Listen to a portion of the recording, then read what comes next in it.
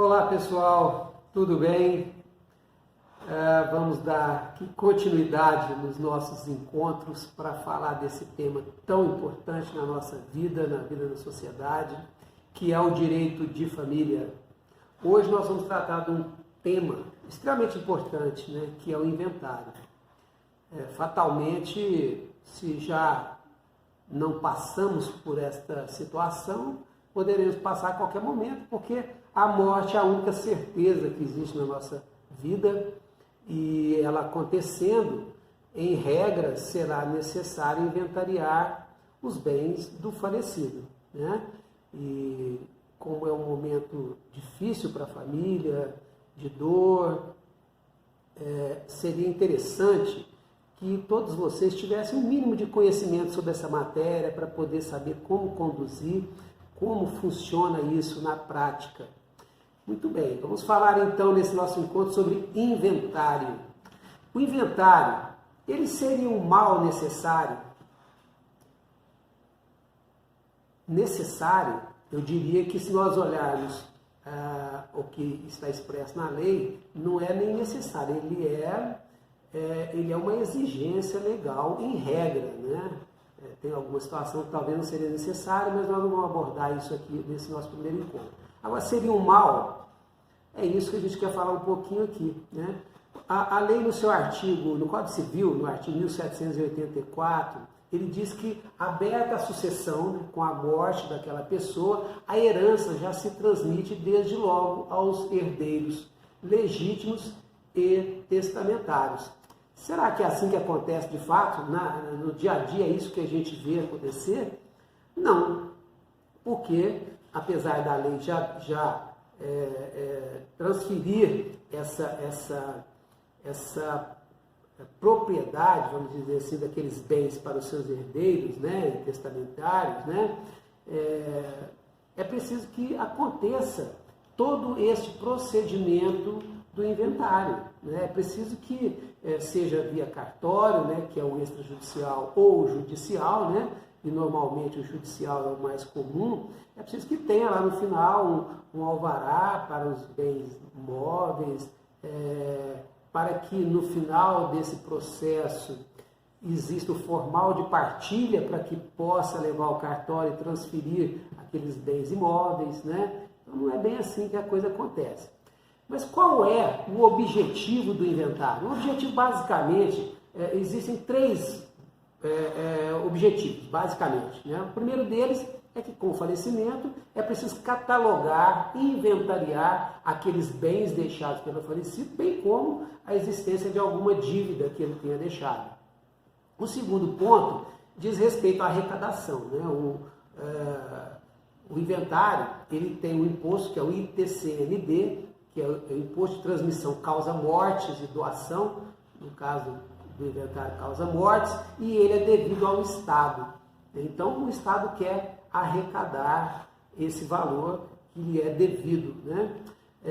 E, por fim, partilhar, né, depois de feitos os pagamentos das dívidas do espólio, né, partilhar entre os sucessores aqueles bens deixados pelo autor da herança, no caso, o falecido, né? Nós entendemos que existem três pontos extremamente relevantes, importantes, mas que são muito negativos no inventário, e aqui, principalmente, nós estamos falando do inventário judicial, né? Primeiramente, ele deve ser aberto em até 60 dias do falecimento. Então, esse é um problema, nós vamos falar por quê. O segundo é o tempo de duração de um processo de inventário, que, se na justiça, também é extremamente elevado. E, por fim, e não menos importante, é o altíssimo custo de um inventário para aquelas pessoas para aqueles herdeiros que estão ali no momento de dor com o falecimento da pessoa querida, tá?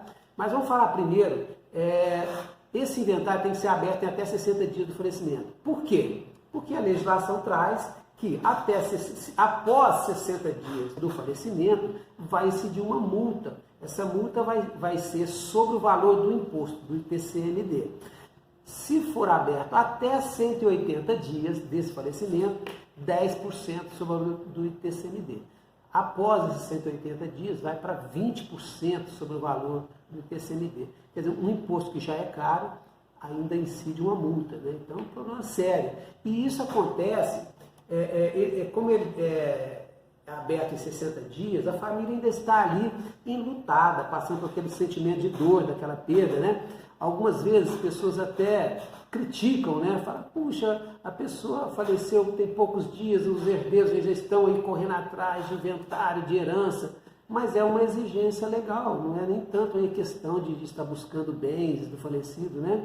Normalmente não, às vezes acontece isso, mas não é o normal, né, de acontecer.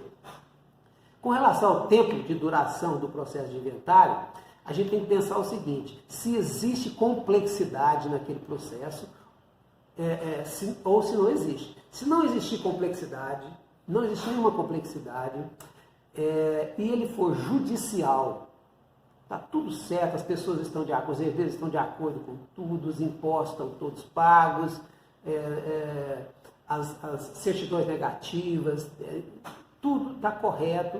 Então, mesmo assim, ela sendo judicial, vai demorar mesmo assim, em torno de 2 anos um processo judicial, tranquilamente. Tá? Agora, se for extrajudicial, está tudo correto, tudo certo, aí não, aí vai ser um processo bastante rápido, né? Aí 10, 15 dias, você já tem uma escritura pública desse inventário, tá bom? Muito bem. Tempo de duração do processo, se existir complexidade. O que eu chamo de complexidade aqui? Vamos esclarecer um pouquinho isso para vocês aqui.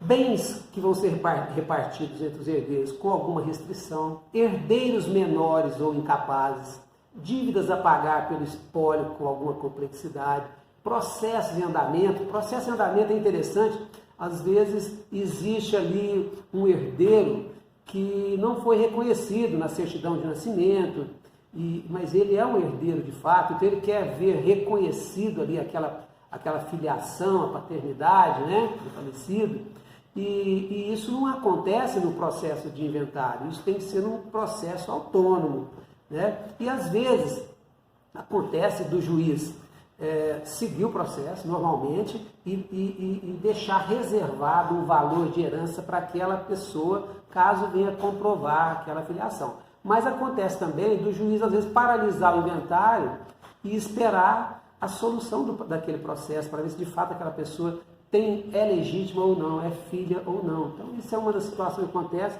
que leva aí, uma complexidade que aumenta em muito o tempo de duração de um processo, né?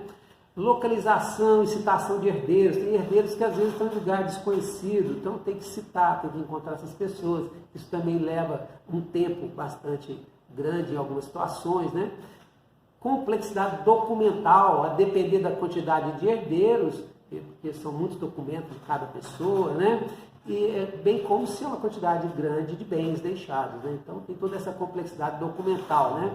E às vezes o que é mais complexo e o que mais toma tempo, às vezes, é a questão de existir uma animosidade, uma discordância entre os herdeiros com relação à partilha de bens. Esse é um fato que acontece bastante também, tá? Então, nessas situações que é um inventário judicial, com tantas complexidades, é impossível se determinar quanto tempo vai demorar, né? Mas eu diria que se eu falei que sem complexidade seria em torno de 2 anos, com complexidade vai ser no mínimo 3, mas vai chegar a 10, 12 ou mais anos, inclusive. Vai depender muito dessa complexidade, né? Às vezes acontece de um herdeiro falecer antes de entrar na posse dos bens. Tamanho é a morosidade, o tempo que esse processo vai demorar. É muito ruim isso, né? E o terceiro ponto que nós falamos, que é o altíssimo custo, né? Então, você tem as custas judiciais, porque se deixou bens, vai ser um pouco difícil se conseguir justiça gratuita, né? Pode ser que consiga, mas é um pouco mais difícil. Então, nós vamos ter aí as custas judiciais, né? Vão existir aí as custas com advogados, né? Se todo mundo estiver junto, é um advogado só, um pouco mais barato. Mas se vários herdeiros não concordaram em ter um único advogado, então vão ter vários advogados envolvidos, então o custo vai ficar muito alto também com advogado. E por fim, que aí talvez seja o grande problema, né, que é o imposto, o ITCMD, Imposto de Transmissão Causa Morte. E o máximo que é cobrado no Brasil é 8%. Tá? Aqui em Minas Gerais, 5%. Mas tem estados que chegam até 8%. Tá? O que acontece, gente? Imagina que aquele falecido, aquela pessoa, cujos que a gente diga, ele tinha um único imóvel, uma casa no valor aí de 800 mil reais. 800 mil reais. 5% são 40 mil reais só de imposto, né, que tem que ser pago. Vai ser gerada uma guia pela Secretaria de Fazenda Estadual e tem que ser pago. Né? Aí você junta isso às custas judiciais, você junta isso, advogado, né, que você vai ter que pagar. E sabe o que é pior, gente? É que esse percentual vai aumentar, infelizmente. Sabe por quê? O Brasil, se não é o mais barato do mundo, é um dos mais baratos esse imposto, por incrível que possa parecer. Só a título de exemplo aqui para vocês, aqui não vou ser muito preciso, aproximadamente, no Japão é 55% esse imposto, Coreia do Sul 50%, França 45%, Estados Unidos e o Reino Unido aproximadamente 30%, e o Brasil é no máximo 8%. Então já existem aí processos, né, do legislativo para que esse percentual suba. Então é um negócio, situação extremamente séria essa questão do custo com o inventário, né? Fora isso, existem outros custos menores, mas que também vão incidir que é necessário um desencaixe financeiro, né? Negativas de testamento, né? O custo com a negativa de testamento, demonstrando que eu não tinha deixado testamento, tirar matrículas de imóveis, né? Se tiver algum débito com IPTU, IPVA, alguma coisa, tem que ser pago, senão você não consegue essas negativas, tá certo? E se aqueles herdeiros entraram nessa ação de forma litigiosa, um contra o outro aí, ainda pode acontecer de incidir honorários advocatícios, né? Pode acontecer também, tá? Então, tudo isso gera consequências muito delicadas no inventário. Olha só, atraso no andamento processual, né? Então, tudo isso aí pode atrasar mais ainda o que já é demorado, né? Uma coisa extremamente grave, isso a gente vê acontecer com frequência, gente. Olha só, aquele pai de família, aquela mãe de família, construiu aquele patrimônio. Vamos imaginar aquela casa de 800 mil reais e é o que ele conseguiu deixar ali para os seus herdeiros, tá certo? Seus filhos. Muito bem, vem o inventário com o seu falecimento, 40 mil de imposto, não sei mais quanto de advogado, tal. Vamos pôr 60 mil ele vai gastar, ele não tem esse dinheiro. A família não tem esse dinheiro. Aí sabe o que acontece? Eles são obrigados a pedir ao juiz que autorize a venda daquele imóvel, a venda daquela casa para pagar imposto. É muito difícil isso. E aí, aquela qualidade de vida que eles tinham ali naquela casa vai mudar, porque eles vão ter que vender, o que sobrar eles vão comprar outra casa, mais simples, num lugar talvez mais afastado. Então, assim, é um problema sério, uma consequência do inventário muito ruim, né? Vai gerar, inclusive, a queda na qualidade de vida dos herdeiros, né? Olha, despesas relativas aos bens deixados no transcorrer do processo continuam ocorrendo, isso é importante. Se o processo demorar 10 anos, imagina só, o inventariante, ele vai ter que estar cuidando daqueles imóveis, daqueles bens, seja móveis, imóveis, vai ter que cuidar dele, é uma das obrigações do inventariante. Então ele tem que pagar todo ano o IPTU, o IPVA, todos os anos. Se é uma casa no condomínio, todo mês tem que ser pago o condomínio, né? Se está acontecendo alguma depreciação, ele tem que ir ali fazer as correções. Então, além de tudo, durante todos esses anos do processo, vão estar sendo geradas despesas, tá bom? Muito bem, vamos falar aqui. Inventário pode ser judicial ou extrajudicial. Se é judicial, é lógico, é na justiça, pode ser consensual ou litigioso, mas é na justiça. Se ele for extrajudicial, ele é realizado no cartório de notas. Muito bem, vamos falar um pouquinho do extrajudicial. Realizado no cartório de notas, é obrigado também que estejam acompanhados por advogado, tá? Não é porque é extrajudicial que não vai ser necessário advogado, porém ele é muito mais simples e mais rápido. Como eu disse, 10, 15 dias, aí, se tiver tudo, os documentos tudo fáceis de ser levantados, você já consegue fazer no extrajudicial. Porém, os herdeiros necessariamente precisam estar de acordo com todas as condições do inventário, tá? Principalmente partilha de bem, mas todos os demais temas que são tratados no inventário, eles têm que estar de acordo, tá? É desnecessário nomear inventariante. O falecido não pode ter deixado testamento, tá bom? Os herdeiros devem ser maiores e capazes, não é possível que tenha quando existe menores e incapazes, tá bom?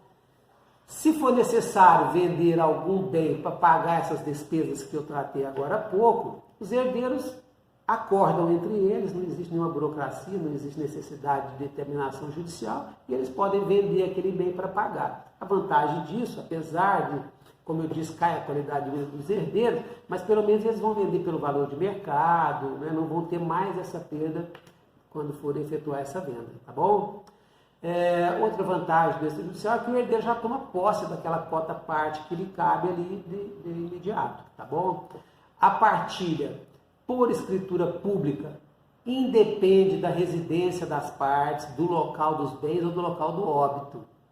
Porque no judicial você tem que abrir no local do óbito, onde ele residia, a última morada do falecido.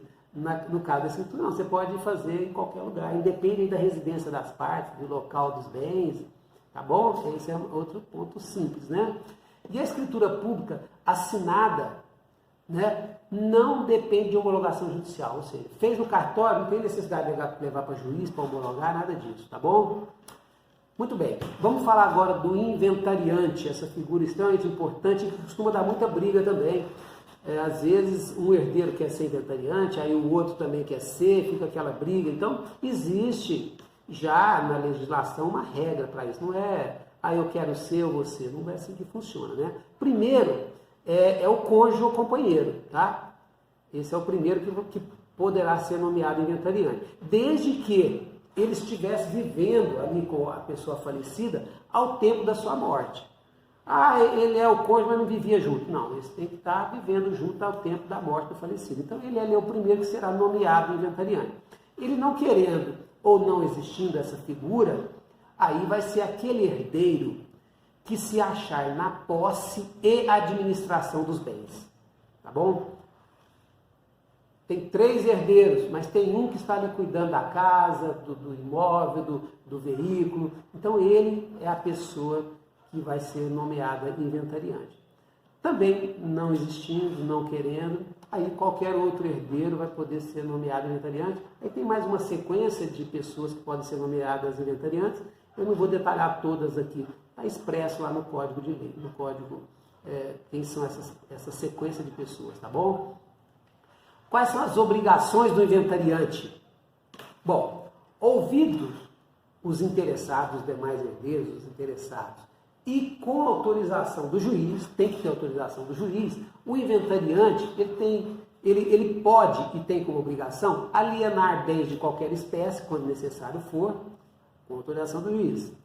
Transigir em juízo ou fora dele, é ele que vai estar transigindo, representando o espólio. Pagar dívida do espólio, ele que vai fazer os pagamentos, tá? Fazer despesas para conservação e melhoramento dos bens do espólio, são obrigações dele. Muito bem, feito isso, nomeado o inventariante, está tudo certo, ele vai, já foi feita a abertura lá dos 60 dias, como a gente falou, né? Agora ele vai ter que prestar, esse inventariante, as primeiras declarações. O que é isso? Primeiras declarações, onde vão existir ali agora as qualificações, tá? Então ele vai entrar na justiça dizendo o seguinte: qualificação do autor da herança. O autor da herança é o falecido. Toda qualificação e documentação ali do autor da herança, tá? Dados pessoais dos herdeiros e do cônjuge, inclusive regime de bens de casamento. Isso é extremamente importante, vai influenciar bastante. A qualidade dos herdeiros, qual é o grau de parentesco deles com o falecido? Relação completa e individualizada dos bens do espólio, tá? Se forem imóveis, local, extensão de área, limites, confrontantes, benfeitorias que existem, números de matrículas, ônus, caso existam ônus que estão gravados naquela escritura, naquela matrícula daquele imóvel. Tá? Se forem imóveis, no caso de veículos, simplesmente ali é a cópia dos dados do CRLV, tá bom? Pode ser do DUT também. Se forem imóveis que guarnecem a residência do falecido, é uma descrição desses móveis, simples assim. Semoventes, o que são semoventes? Animais, ele tem gado, né? Então vai ter que colocar ali o número dele, se ele tem algum número, qual a sua espécie, marca, se tem algum sinal distintivo nele, enfim, vai identificar aqueles semoventes, né? Dinheiro, logicamente, né? Tem que dizer o que ele tinha em espécie, né? Quando do falecimento. Em bancos, com todas as informações do banco e conta, agência e valores que ali se encontravam, se existiam joias, títulos da dívida pública, ações, cotas e títulos de sociedade, mencionando número, valor e data, dívidas, se existiam dívidas a serem pagas, né? Muito bem. Agora, e se o autor da herança, o falecido, era um empresário? Então aí o juiz que vai determinar, né, se ele era um empresário, um balanço do estabelecimento dele, se ele era um empresário individual. Tá? Faz um balanço daquilo que existia na empresa. Agora, apuração de haveres, se ele era sócio de uma sociedade não anônima, lógico, né? Tá bom? Muito bem. Herdeiros e cônjuges, companheiros, que ainda não estiverem participando do inventário, serão citados. Tem que fazer essa citação. Ali, nas primeiras declarações, você já diz da existência dessas pessoas para que elas sejam citadas. Se existem menores, incapazes, também o MP, o Ministério Público, vai ter que ser citado, nesse caso da existência de menores e incapazes. Tá? Eles são os representantes dessas pessoas. Né? Muito bem. O inventário, estando transcorrendo o seu procedimento normal na Justiça, podem ocorrer o que nós chamamos de impugnações. Essas impugnações, elas podem versar apenas e exclusivamente sobre 3 temas. Quais são eles? Primeiro, erros, omissões ou sonegações de bens. Tem algum erro no inventário, alguma omissão, deixou de colocar alguma coisa, ou alguma sonegação de bens. Então, pode haver uma impugnação para tratar desse tema. Um segundo ponto que pode ser tratado como impugnação, que é a nomeação de inventariante. É o que nós já até falamos há poucos minutos atrás, né?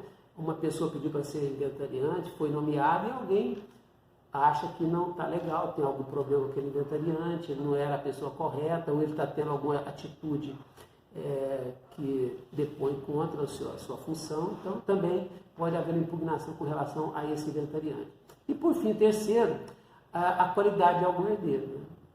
Ele não é herdeiro, enfim, a qualidade de dizer que aquela pessoa não está participando ali como herdeiro, mas não é legítimo para aquilo ali, tá bom? Uma observação importante que eu preciso colocar para vocês. Só existirão impugnações que possam ser demonstradas documentalmente. Então, se eu vou impugnar, eu tenho que ter algum documento que comprove a origem e a legalidade ali daquela minha impugnação, tá bom? Qualquer outro tema vai ser tratado em ação autônoma, apartada, tá bom? Quais documentos são necessários para o inventário? Muito bem. Do falecido, certidão de óbito, documento pessoal, RG, CPF, CNH, o que tiver dele, certidão de casamento fundamental, certidão de inexistência de testamento, ou existência, né? Dos herdeiros, os herdeiros também, documentos pessoais, RG, CPF, CNH, né?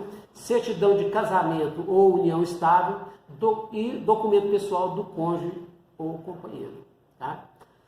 Documentos necessários para identificação dos bens imóveis, certidão atualizada da matrícula original, cessão de direitos, caso o imóvel esteja pendente de alguma regularização, ou promessa de compra e venda para imóvel adquirido na planta. Desculpa, eu chutei aqui o celular. E cópia do carnê do IPTU. Também é preciso cópia do carnê do IPTU desses imóveis, tá bom? Se forem bens imóveis rurais, às vezes tem uma fazenda, uma chácara, alguma coisa aí, certificado de cadastro de imóvel rural, que é retirado no INCRA, certidão de regularidade fiscal, esse é na Receita Federal, e certidão negativa de débito junto ao IBAMA. Necessários também para veículos, DUT ou CRLV, como eu já falei. Semoventes, nota fiscal, né? Se você comprou, se a pessoa tinha um gado, alguma coisa comprou, né? Muito bem. Vamos falar agora de formal de partilha e alvará. Transcorreu todo o processo de inventário, encerrou o processo, o juiz sentenciou, e após o trânsito em julgado dessa sentença dele, que homologou essa partilha, é expedido formal de partilha. Esse formal de partilha é o documento obrigatório para se proceder a transferências dos bens imóveis junto ao cartório de registro de imóveis para os herdeiros, tá? Então, é o formal de partilha. Agora, para os bens móveis, um carro, alguma coisa nesse sentido, será necessário um alvará. O juiz irá expedir um alvará e esse alvará será expedido no ato da homologação da partilha. Tá bom? Então é isso. Eu fiz uma pergunta, a primeira slide eu disse, será que o inventário é um mal necessário? Ele é necessário e até obrigatório, né? Em raríssimas exceções não, mas é um mal. Eu entendo que é um mal, porque causa tanta dor para a família, tanta divergência, discórdia, um custo elevadíssimo que leva a problemas financeiros para os herdeiros, um tempo excessivo, né? Então, realmente, é um mal necessário. Infelizmente, é isso, né? Agora, existe opção para que não... outra opção que não o inventário? Talvez exista uma outra opção que você não tenha necessidade de fazer inventário? Existe. Só que você, enquanto vivo, enquanto está aí vivendo uma vida gostosa, sadia com seus familiares e que você quer, numa eventualidade da sua passagem, deixar a sua vida, todos os seus bens já numa situação bastante tranquila, sem custos para os seus herdeiros, para os seus filhos que você ama tanto, existe solução. Mas isso é tema para um outro momento, para um outro encontro nosso, e a gente pode, de repente, falar um pouquinho mais sobre isso aí. Está aqui o nosso e-mail, a gente tem deixado o e-mail aí, se vocês tiverem dúvida, nos procurem. E vamos encerrar, já está longo esse nosso encontro de hoje. Eu espero ter esclarecido para vocês, tirado muitas dúvidas e estou à disposição. Querendo é só falar conosco, a gente esclarece mais algum problema que seja aí hoje, esteja acometendo vocês. Tá bom? Fica aqui o nosso grande abraço. Eu não falei no início, mas meu nome é Djalma Sobreira, eu sou advogado aqui do escritório Righetti Sobreira. Tá bom? Grande abraço, até o nosso próximo encontro.